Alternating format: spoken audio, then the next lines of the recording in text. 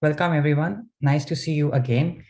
We are less than a month away from the physical edition of hardwear.io here in the Netherlands. We would be scheduling it between the 25th to the 27th, the trainings, and 28th and 29th will be the conference with workshops, CTFs, and a lot of other exciting activities during the conference. I will be sharing the link in the Zoom chat later for all you guys to attend, register, and at least know who are the speakers that we bring to you. I'm glad to welcome today Matt Venn, a renowned technology communicator, and he will be also delivering a training with us for the upcoming hardwear.io conference.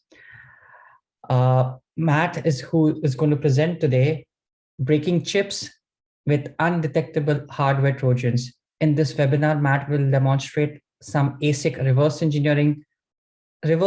engineering and compromise its operations by introducing an undetectable error, showing bits of his upcoming training as well.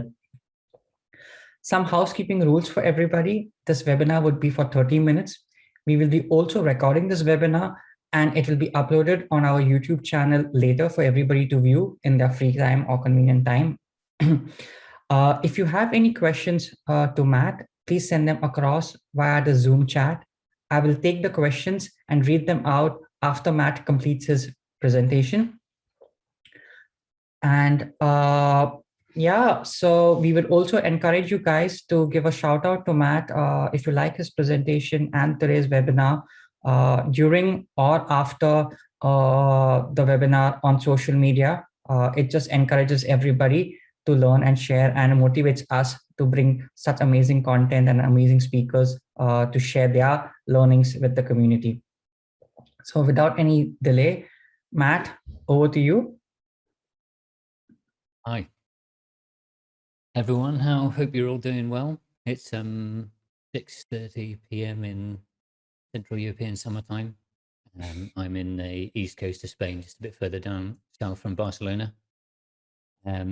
Yeah, so this is going to be really cool. I hope going to learn some new things. I'd also like to just say thanks to Joe Fitz. I'm sure probably a lot of you know him in the community. He was the one that turned me on to this very interesting paper about hardware trojans, and that was kind of my first contact with it.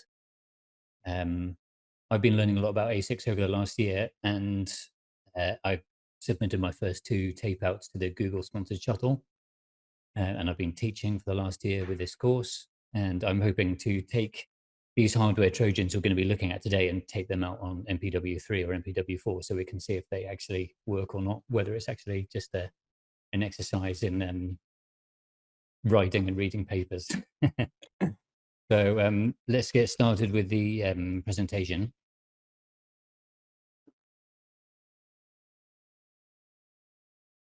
There we go. And I hope you can all see that. I've been sharing my screen for over 2 years now in the pandemic, so I'm quite good at it now.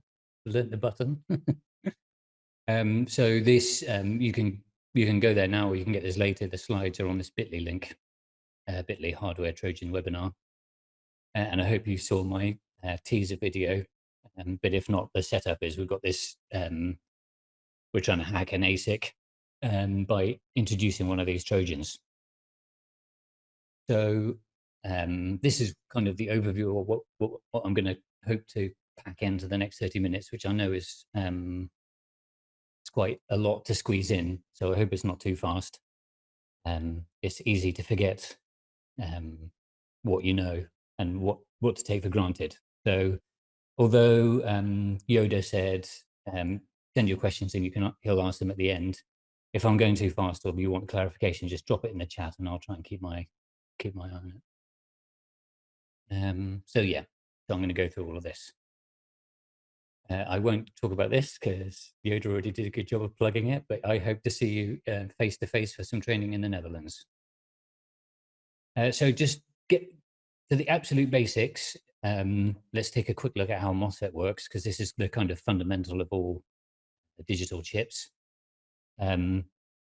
We have a bit of silicon substrate here that has been doped to make it a semiconductor, if either an N-type or a P-type, and this is P-type here. And then we have two regions of N-type conductor here, semiconductor.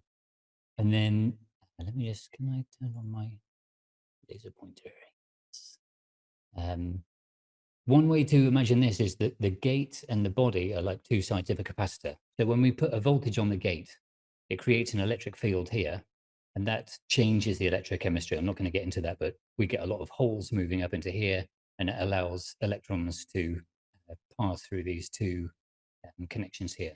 So you can see it as a switch. When we charge up the gate, we allow current to flow from the source to the drain. And this is the schematic. And what we can do is we can put these things together to build building blocks, a bit like Lego. So if we want to make an inverter where we have a 0 in and a 1 out, or a 1 out, a 1 in and a 0 out, which we would write in hardware description language like Verilog, like this, we could put two of these MOSFETs together, a P-type and an N-type, and they're basically the opposite of each other. So a P-type turns on when the gate is low with respect to its source, and an N-type turns on when its gate is high with respect to its source. So if we've got a high in here, this is going to be off, this is going to be on, so it's going to pull this down. So we've got a 1 here and a 0 there, so it's inverted. And then if we look over here with the actual way that it's drawn out and what is going to actually be on the chip, this is a standard cell from the Skywater 130 nanometer process design kit. And actually, this is really cool that I can share this, because until recently, you have to sign an NDA to get hold of a PDK, process design kit. But this is the world's first open source manufacturable PDK. So I can share this, and this is actually what will be on the chips that we're making. So we have the P MOSFET at the top here, the N MOSFET at the bottom here, and then this is the gate. It's joined together into this long strip of polysilicon. Got the source here that's connected to this ground connection. The source here connected to the positive up here, and then the outputs are joined together to make the output. So that's what it actually looks like. And here we've got a little E for you. And one of the crucial parts of doing this is understanding that we can take the GDS files, so that's the actual layout of our chip, and we can extract a netlist from them and then be able to simulate it. So even if we don't have the original design files, we can load up this cell, we can load up some drawings, and then because the programs kind of know how things are connected, you can do things like tracing routes through chips, and you can also extract netlists. And you can do things like extracting parasitics, like capacitance and resistances, but really we're just interested in extracting transistors, the MOSFETs, and then joining them together and then connecting them into a big circuit that we can simulate. So I'll just do a very quick demo here.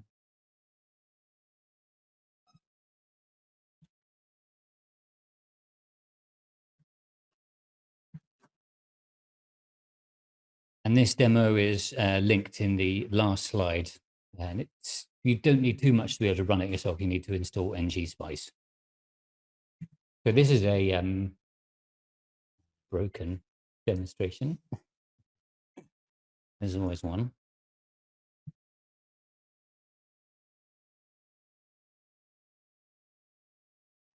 I have multiple versions of the PDK installed on the computer.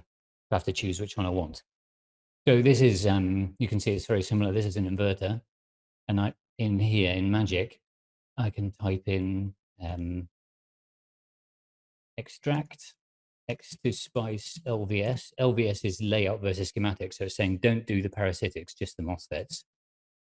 Run that again. And then here, I have the extracted spice. So it's telling me, okay, I've found these terminals. It's an NFET, it's a PFET.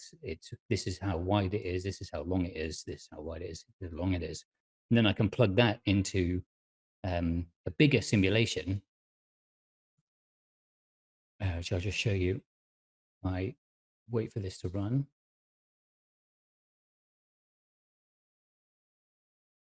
And we've got the A input red going high and low, and then the Y output going low and then high. So it's doing its job as an inverter.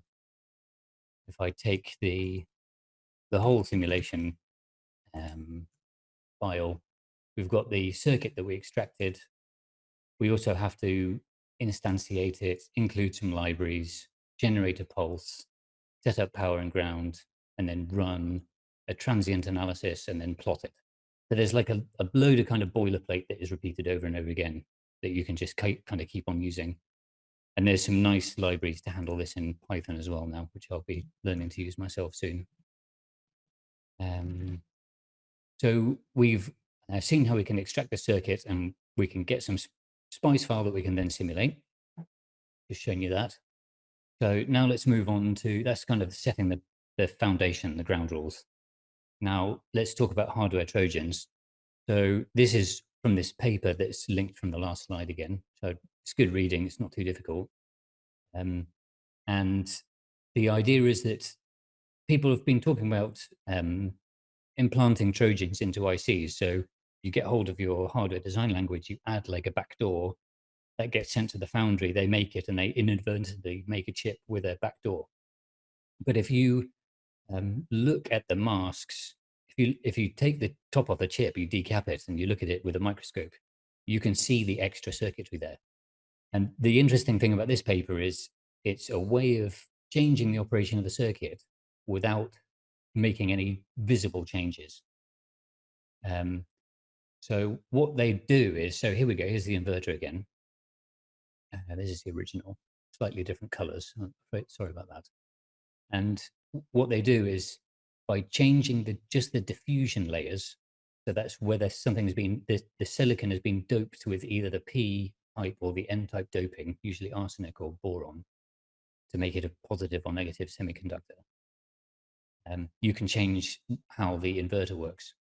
So with P Mosfet, instead of doping it with P type, we dope it with N type, and that basically just makes a big short circuit up here. So the output is permanently tied up to positive. And for the bottom corner here, we just disconnect the source of the NFET by doping that with P instead of N type. So we have to change two masks.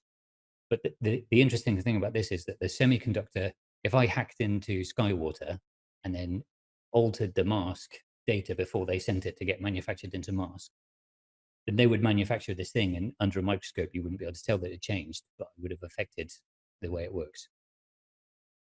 And so, yeah, this is just a whole slide that I ignored that explains it really nicely. So I shouldn't have bothered making this one. Hopefully this will be helpful for you later if you go through the slides again. So this is a scanning electron microscope of a 300 micron process. So I'm mostly playing with the 130 nanometer process from Skywater, where the width of the gate, so that's this red, the width of this red thing here is 130 nanometers. This width here is more like 300 nanometers. So it's a more modern process. And behind, you've got the substrate. So this is metal 1, metal 2, local interconnect. And they're all physical things made out of polysilicon or metal, and you can look at them.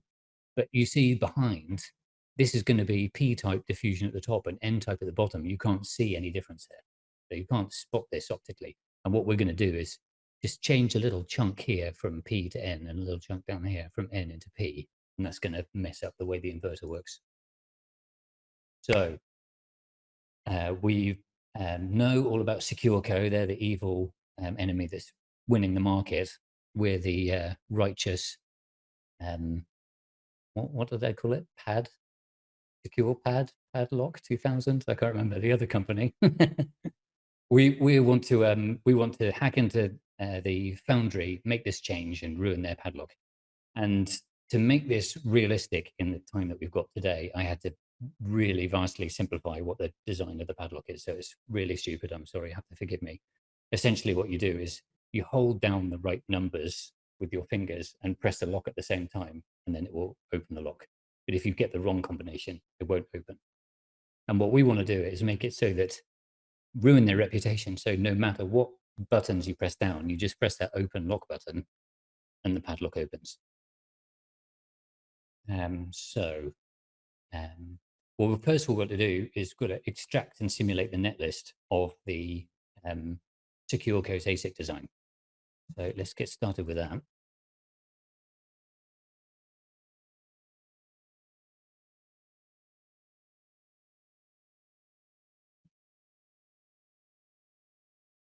And if you're interested, the actual source, the hardware design language of this design is here. You can take a look at that later if you want. And then I used OpenLane, the open source ASIC flow, to make this GDS. So, and I've just got a simple make file here to speed things up for me a bit. So I can do make K layout. And this is the GDS. So we've got the buttons in here. This is the lock that goes to the electro solenoid, whatever is operating the actual padlock part. The open button here. I've got a clock and a reset. And then we've got this very simple circuit.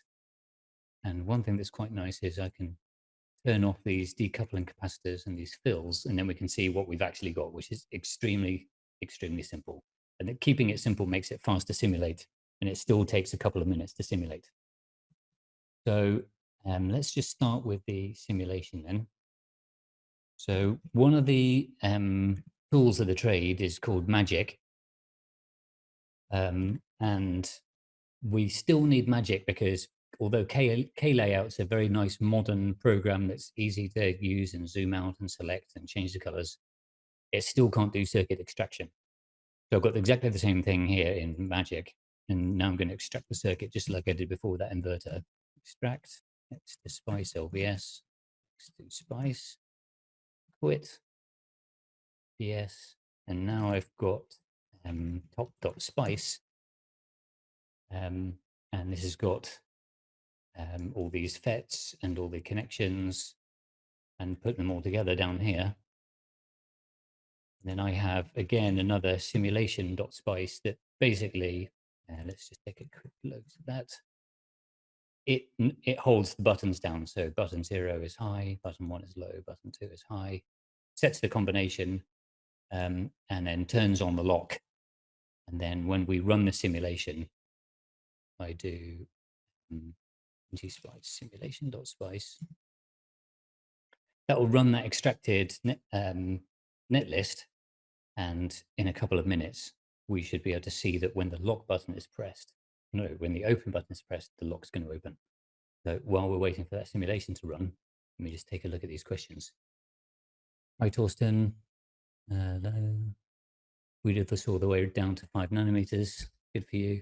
I'm only on 130. At which stage of the flow of Trojans being inserted? So the idea here is that, so the way that it works with the open source shuttle, which is what I know the most about, we send our designs to eFabless. They do a little bit of intermediary work, but then they send them on to Skywater. And then Skywater is the foundry, and they have an arrangement with a mask factory. They'll send the GDS out to the mask factory, will make the mask and return it.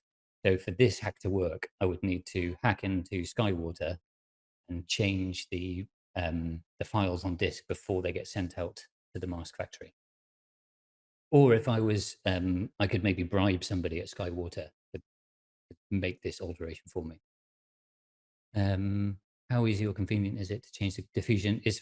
Well, the expensive thing about making semiconductors is making the masks. So that's a very expensive thing. So it's not very convenient. So this is kind of like a proof of concept, but you probably shouldn't be worried about it unless you're a very big actor. You could do something about it.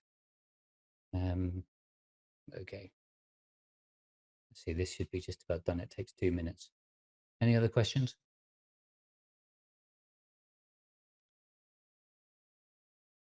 Am I going to present any countermeasures? So I did ask about this in the Skywater Slack channel, which is where we discuss the open source stuff. And one guy who used to work in the industry with a very big company said that they were so big that they could request the physical masks back from the foundry and do their own inspection. So that would be a countermeasure, because you could actually if you saw the masks, you would see the change. But for a shuttle service, that's not possible because you've got your design and everybody else's design going on around it. And if they shared with you the GDS, then you would get everybody else's mask as well. I don't know why this is taking so long. It didn't take this long when I ran the demo 10 minutes beforehand. Just as well, I've got some. Oh, there we go. Okay, so that's quite complicated. So what I'm going to do is just run just the open and the lock. So we can see just those. The other ones included the clock and the reset. So we can see when so the lock is going high, and then the open button gets pressed, that's the red, and then the lock opens. So when the combination is good, lock opens. Great. Now what we'll do is if we change the top.spice, no, simulation.spice, and we break it. So we set a wrong combination. So that's button 9 is being pressed now. And I run the simulation again. While this is running now, what we'll do is we'll insert the Trojan. So we need to go over here. We need to work out how this works. So we've got this lock here. Because I have access to the PDK, I can load in the connectivity. So then I can trace this network and see where that goes. If I didn't have that, that would make this harder. If I'm inside the foundry, then I'm going to have that. So this is these huge cells are flip-flops. Flip-flops are one of the biggest type of standard cell. And because the GDS has been developed with this PDK, I've actually got information down here about what type of cell it is. So again, that wouldn't be possible if you were doing this from like raw mask information, but the mask information is always associated with the PDK. So we've got the DF, so this is a DF flip-flop. So if we change this input here, that is going to, on the next clock cycle, going to open it. And that goes to this 3-input NAND, which I know because I'm familiar with the PDK, and also I can read it from down here. But if you're interested in finding out about this further, then we have, where is it? Sure, I know it's in the GitHub.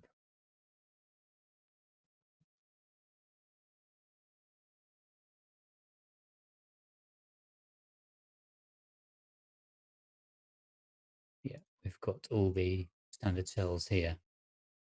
So you can come and have a look at one of these cells, look at the symbol, how it is, and then how it's drawn, and get an understanding for, there's usually a truth table as well. So we've got this input here, and then we've got these 3 inputs and this 1 output. So then we trace this further back here. If we trace this,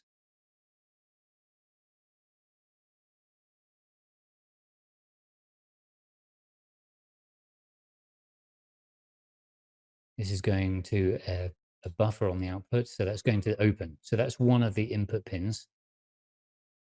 And then we've got this one, which is going out to reset. And then we've got, oh, look, here we go. Here's the cell. Just save that for a minute. The final one is this one. And that goes up to another flip-flop. So what this is logically doing is saying, if the open button is pressed and the reset button is not pressed, because it's an inverted reset, and the output from this flip-flop is high, then this is going to be high. And then on the next clock cycle, this flip-flop will put that high out to the lock and the lock will open. So if we can Trojan this flip-flop and make it so it's always outputting a high, then we'll accomplish our task. So before we had an NAND, an inverter, and we've got a very similar structure at the end here, which is actually very common in the way standard cells work. So if we carry out the same type of attack here by changing this part here to a P diffusion and this part here to N diffusion, that will be our attack. We can also simulate this by changing the SPICE file and then rerunning the simulation. So I'll just save this for over here. We'll take a closer look at this simulation. Let me plot lock and open again. So this time we set the wrong combination. We press the open button, but the lock never unlocks. So we've tested that for a very limited test that we can't just press any of the buttons, the lock doesn't open. The lock is currently working as expected.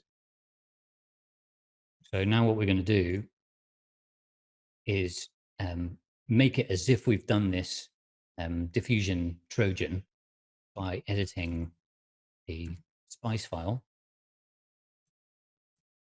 And I've got to find here, we've got the two flip-flops. This one is being connected there. This one is lock. So this is the one that is most closest to the output. So we don't want to change that one. We want to change this one. So I'm going to make this, instead of instantiating that, instantiate one called Trojan. Find this definition. So lines 95 to 120.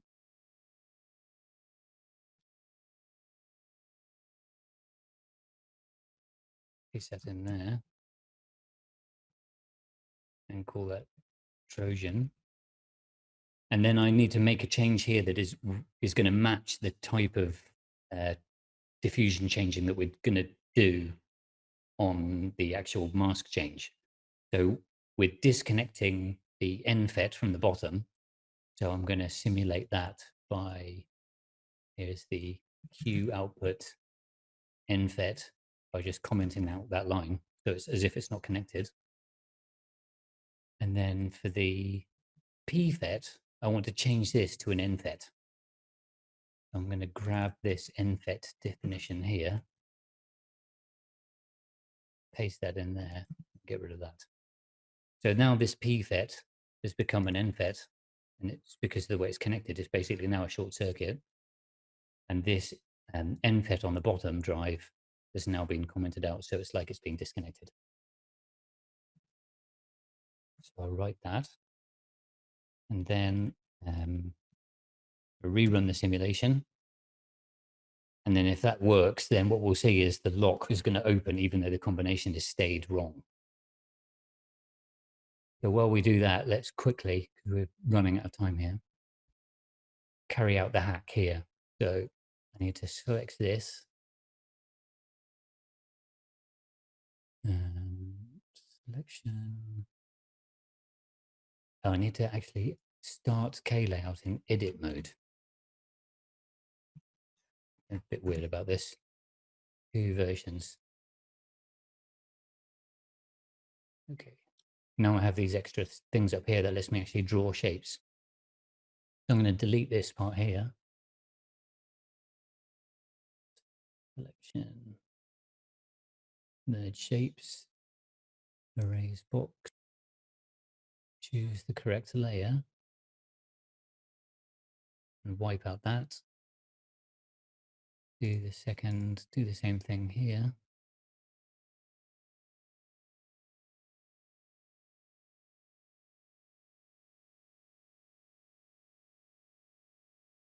And we just want to disconnect that source. And then I want to draw, change this erase to add. E-type on the bottom there, and then N-type on the top there. Then I can save that GDS, and that would be the thing that I send to the mask manufacturer. And then when they make the chip, it's implemented that Trojan that we just testing. So that is going to be running now. That'll be the last thing. Let's see if I've got any more slides to share. So there's that there. Okay, so while we're waiting for that to run, so there's a bunch of resources you can check out here. And let's just talk about some limitations here, because I see that coming up in the conversation as well. There's the chat.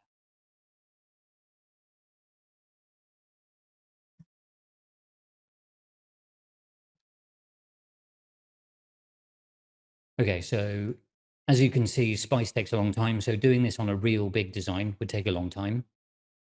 One thing you can do is slice things up and do smaller pieces, but there's also something sponsored by DARPA from Sandia called Zeiss, which is parallel simulation. It's meant to run a lot faster and able to do much bigger things. You can generally do much faster simulation if you're doing digital stuff, because you don't have to do anywhere near as many calculations. But because we're kind of testing that our modification to a flip-flop actually works, we have to do an analog simulation. Okay, let's just see if this worked.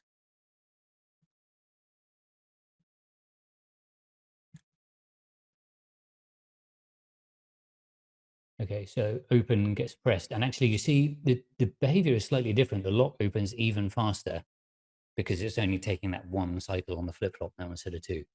So our simulation of how the Trojan would affect is showing that it would work. Now I just have to convince Skywater to actually manufacture it for me. That would break all the DRC rules. So I need to have special permission from Skywater that they would allow me to do that. But that's something that eFabless thinking that they can arrange.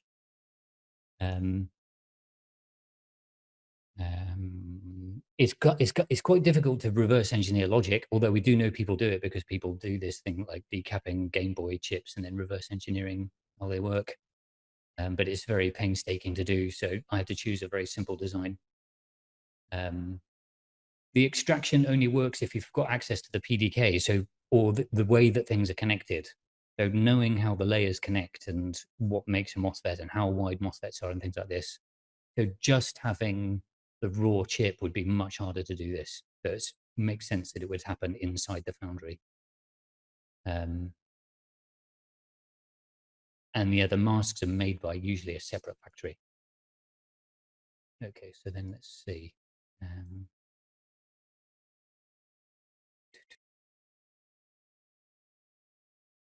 Swap the geometry. So John's saying, could you not swap the geometry? You have to make this work. It's not enough to just swap the P in the end. We have to do this kind of surgery. We're just swapping. I hope you saw that on the end when I was doing it with K layout. Just take this one little slice, and also with this, we don't want to connect this to ground by putting the whole thing in P. Otherwise, it'll make a short circuit. So the type of edit that we do on the bottom is different to the type of edit we do on the top. And Massine says, thanks, you're welcome. I enjoyed it. It's 7:05 now. I'm sorry I've slightly overrun. So that's it from my side. I really enjoyed doing this and preparing for it. I learned a lot myself. If there's any other questions, then feel free to pop them in the chat. Otherwise, I hope to see you on the internet. I'm at Matthew Venn on Twitter. And yeah, hope to see you face to face for some awesome ASIC training. Learn how to build your own microchips in Netherlands. Awesome. Thank you, Matt. Friends, if you have questions, please send them across. Matt, you have a lot of thanks and appreciation over the chat for the demo and the presentation. But friends, you still have time to ask questions. If you have any, we could wait for a minute or so. Also, I would like to repeat, this webinar is recorded, and the slides, the links, and also Matt's contact details would be there. So in case you guys would like to reach out to him, you can. Yeah, and if you've got questions that are not related to the hardware Trojan stuff, but the open source ASIC stuff in general, that's also fine. totally on topic for this. Yes.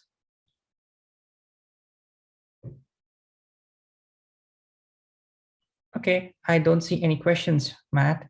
So thank you once again. And thank you everybody else for joining us.